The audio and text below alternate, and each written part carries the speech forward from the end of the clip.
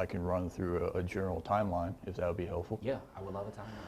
All right. So this incident occurred on November 15th, 2021, approximately I think it was 3:35 or so in the afternoon, typical Monday.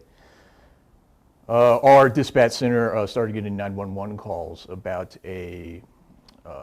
what they called injury accident. A serious accident occurred over at 10,700 East Geddes Avenue. That's about a block east of South Havana Street.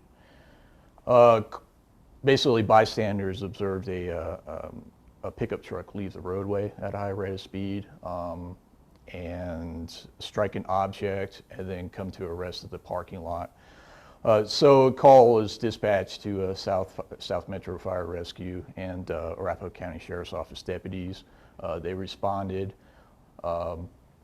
Again, they were going into the situation of it being an injury accident, so they approached the vehicle where they quickly determined that the two occupants, which were later identified as Galen Westfall and his wife Tricia Westfall, were deceased with multiple gunshot wounds. How does that change things for investigators?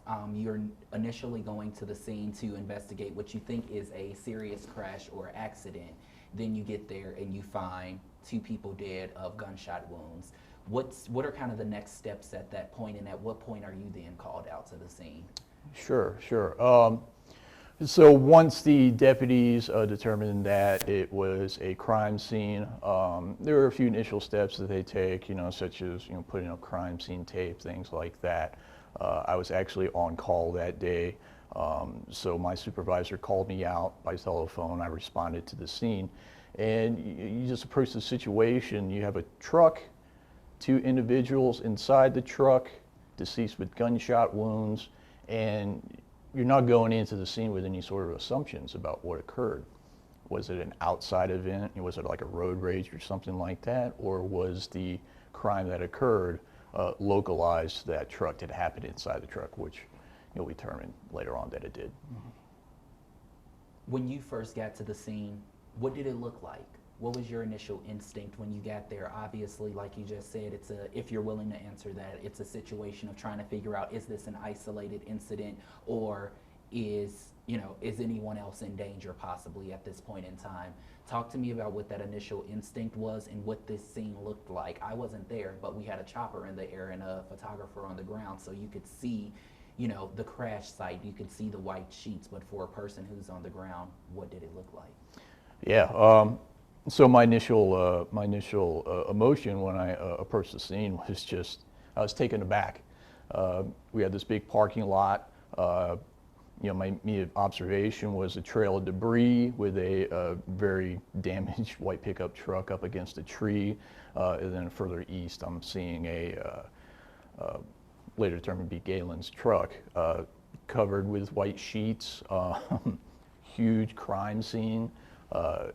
It's just basically approach the scene, take it in, my initial observations, and then take a breath and start figuring out, what do we have here? What's the next step we need to take?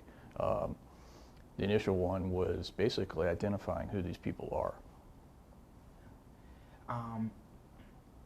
From there, I know, this family, you have to go through this process of identifying people, identification, and I know the family told me it was 16 hours later, I believe 7 a.m. the next morning, when Terry, Tricia's twin sister, finally got the call saying that her sister was shot and killed at that point. Talk to me about that, and at that point in time, had you all had already figured out that Tricia was murdered by Galen? So in an investigation, you don't want to let your assumption or preconceived idea of what occurred influence the facts that are being presented to you. It certainly appeared to be a murder-suicide at the scene, but we didn't want to go along those lines until we actually established that's what occurred. The delay in contacting the families troubled me. I was up till, I think, 2 a.m. Going through law enforcement databases, trying to get a hold of next of kin. I was able to make contact with one individual who called me back the next morning, and that I was finally able to eventually get in contact with Terry. Actions we took that night, of course, Galen has a daughter. We wanted to try to verify that she was okay. So we took what actions we could. We responded. We had an investigator respond over to their residence with a Castle Rock officer assisting. We didn't have exigency or anything to force entry into the home, so we just walked the perimeter to try to determine if there was another individual inside who needed medical aid or was possibly murdered as well. That didn't turn out to be the case. It really bothered me. I hated going to sleep that night, basically without any of next of kin or family members realizing that Tricia had been murdered, and well, I should say Tricia was deceased and Galen was also deceased. You could re-say that part for me. If you could re-say that chunk just about it bothering you. Sure. It really bothered me, the delay in notifying next of kin. I hated going to sleep that night knowing that basically there were family members out there who didn't yet realize that Tricia was deceased and Galen was deceased as well. And kids who didn't know that their parents were gone. Exactly. How hard is it working these different cases and scenes, especially one like this? Well, it's always a little bit troubling. I mean, just at the very basic essence of a murder, it is like, why did this happen? There's other steps that you can take. I mean, the reason that Galen's reasoning for murdering Tricia, yes, she was having an affair, as best as I can determine that, yes, that affair actually occurred, but that's not a reason to murder your wife. So it's troubling. It's just sort of like, I can't even describe it.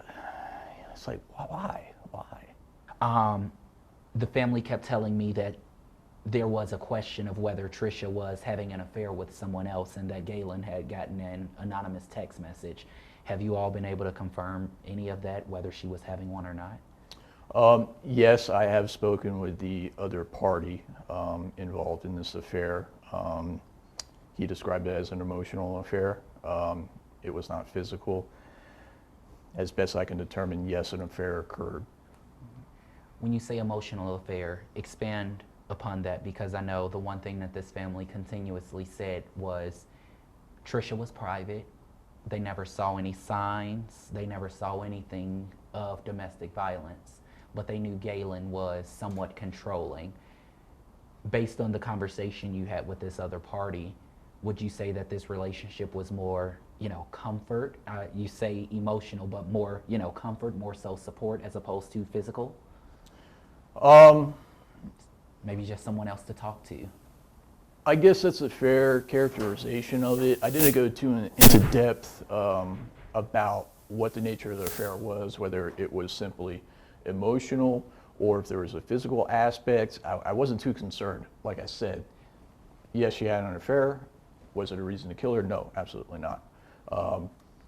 The other party in the affair basically described it as, sending text messages and, just caring for each other, and that it was never physical. Were you all able to find out how long this was taking place or had been taking place?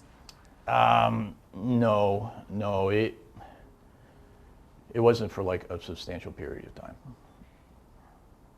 Was there any point throughout the investigation, as you all continued to move along with trying to answer questions for the family, where you learned or where it may have seemed that Galen was planning this for a certain amount of time, whether that was a couple of days, weeks, or months?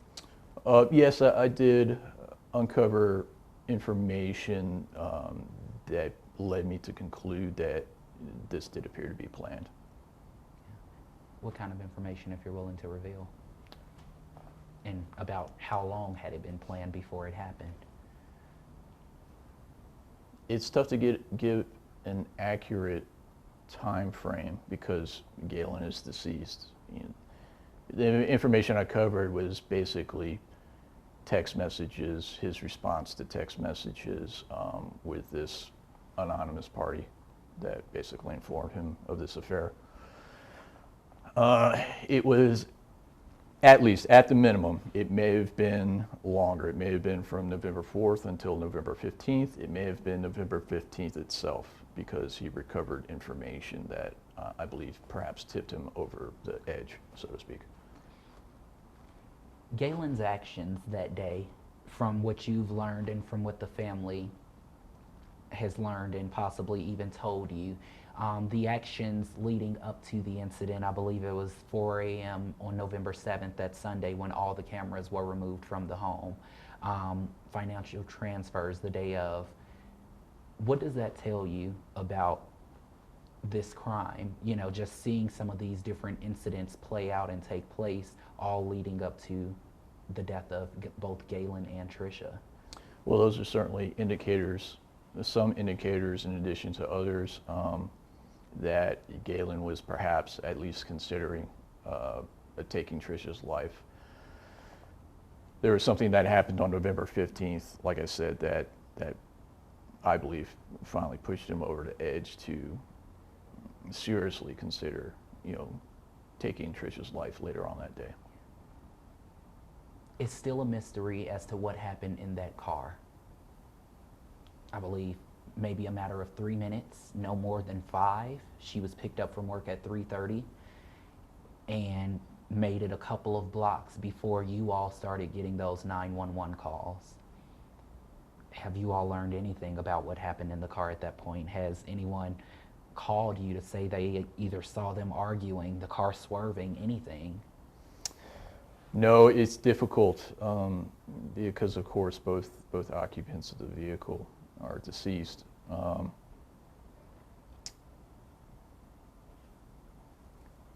I've told the families my best guess of what occurred in that vehicle and when Galen actually murdered Tricia. I believe it occurred on East Geddes Avenue. That's based on the vehicle's driving habits, driving characteristics on the security video from various businesses that we've been able to collect, such as Topgolf, Belco Credit Union, things like that.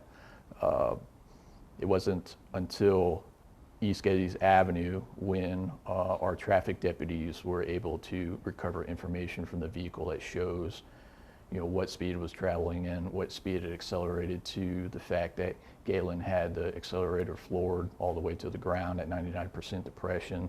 There was no indication of any brake being applied when it struck that first vehicle, when his vehicle left the roadway. Like I told the families, I believe that somewhere on East Geddes Avenue, I can't determine, that's when Galen decided to murder Tricia.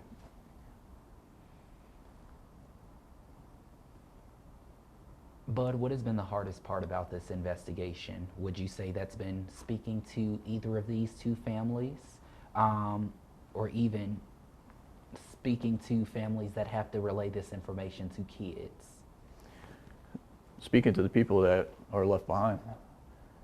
Speaking to Terry, speaking to CJ, Noah, to Mr. Briggs, Tricia's ex-husband, speaking to Jessica, Galen's 15-year-old daughter. That's now adrift in the world with no parents. Well, she does have her biological parents, and she has a good support network. But her father's gone, her stepmom is gone.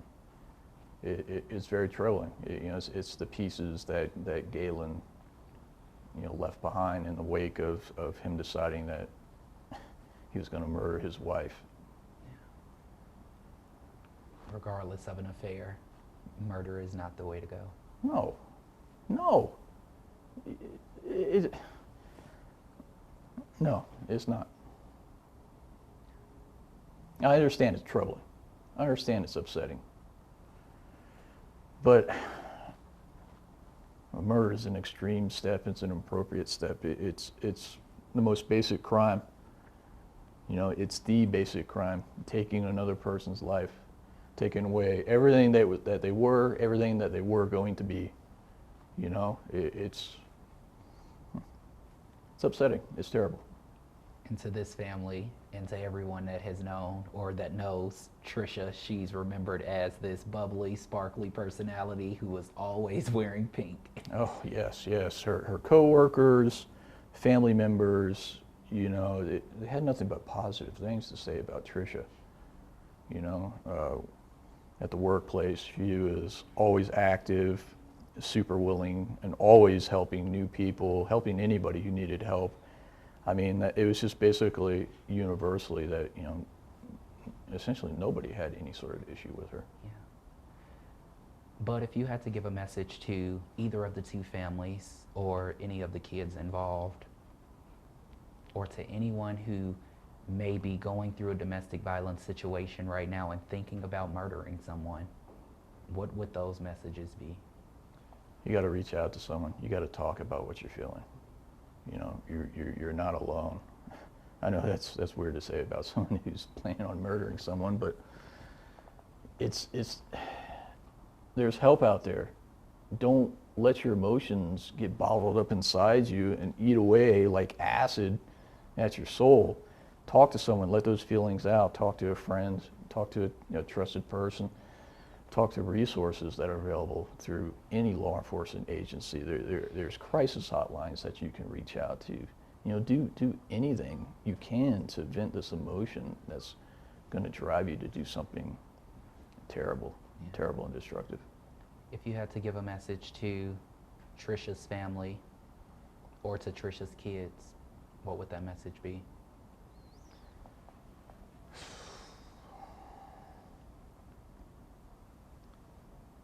You know, just support each other. Remember Tricia as she was.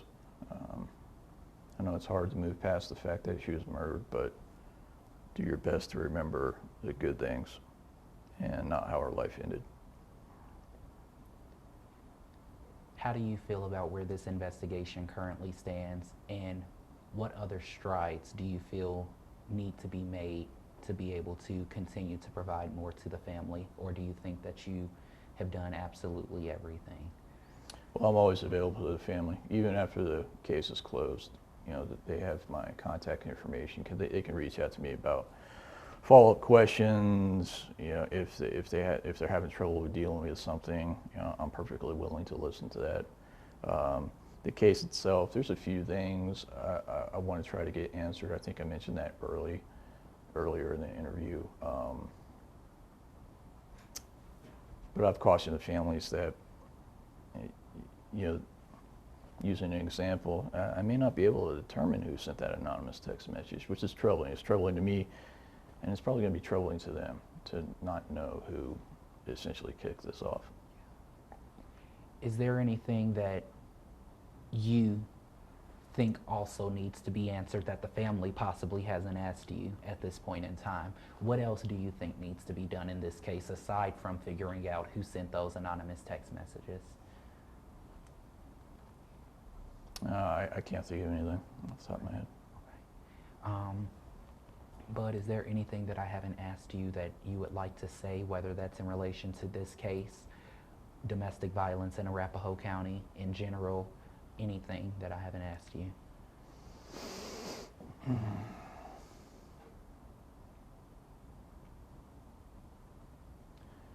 You know, just a general sort of, if anybody's out there watching this and they're trapped in some sort of toxic relationship and they feel like they can't get out. I know it's very troubling. I know it's difficult. I know it's scary to leave a relationship, especially when the other party is very controlling of this person. But there are resources out there that can help you, get away from that person and leave that relationship and land on your 2 feet. Again, it's scary, but there is help out there for you.